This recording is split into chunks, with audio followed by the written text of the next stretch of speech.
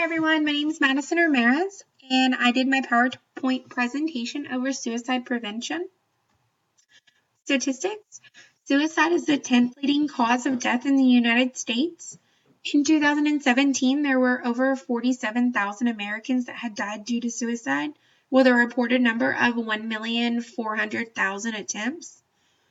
Within 2017, the highest suicide rate was between the ages of 45 and 54 years in age, with a suicide rate of 20.2.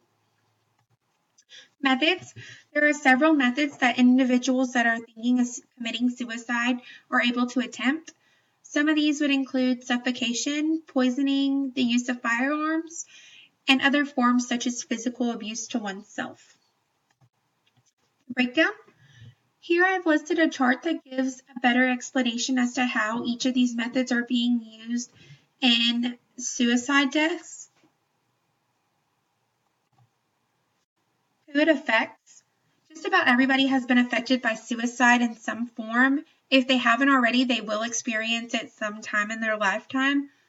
This could be a friend, a family member, a family member's friend, or somebody that they went to school with. People who are considering suicide usually start to display one or more of the following moods: depression, loss of interest, rage, irritability, humiliation, and anxiety. What to look for? If a person talks about any of these following things that I'm about to list, you should probably seek the right help for them or reach out to somebody older or knows anything about suicide prevention to see if they are able to help. Some of these are being a burden to others, feeling trapped, experiencing unbearable pain, having no reason to live, or generally just talking about killing themselves. Behaviors to look for. Many times we are not able to notice small changes in behavior between individuals.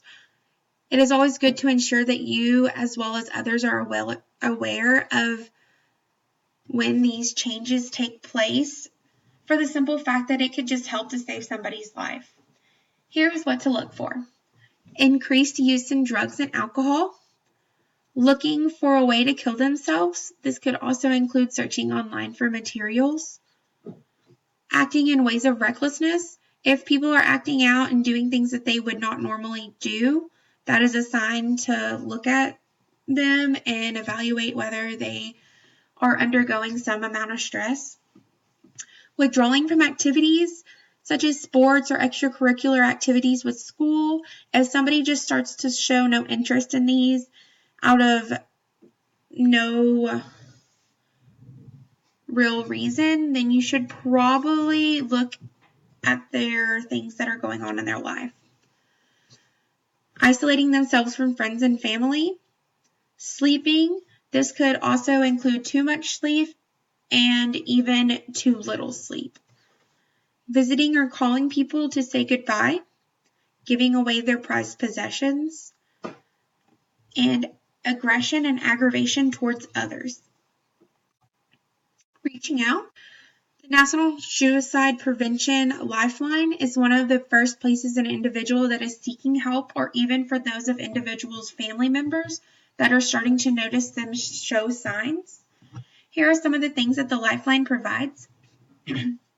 Available to speak to somebody 24/7, free and confidential support for people in distress, prevention and crisis resources for you and your loved ones, some of the best practices for professionals. Who it is available to.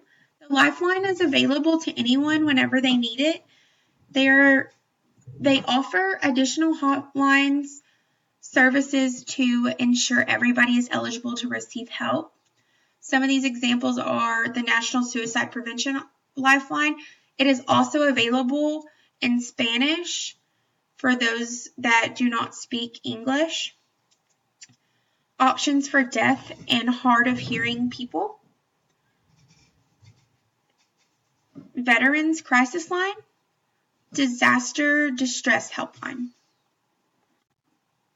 Ways to help. Be aware of the signs and symptoms that lead up to suicide. Listen to people that are trying to open up to you about their feelings. Promote awareness on the matter by letting others know that you are open to help, and use hashtag #BeTheOne2 on social media. Be the One Too is the National Suicide Prevention Lifeline's message for National Suicide Prevention Month, as well as many things beyond that. It is what helps to spread the word about actions we can all take to prevent suicide. People can volunteer, and you can also donate to your local crisis center. To learn more about how to get involved, you can visit their website that is listed below.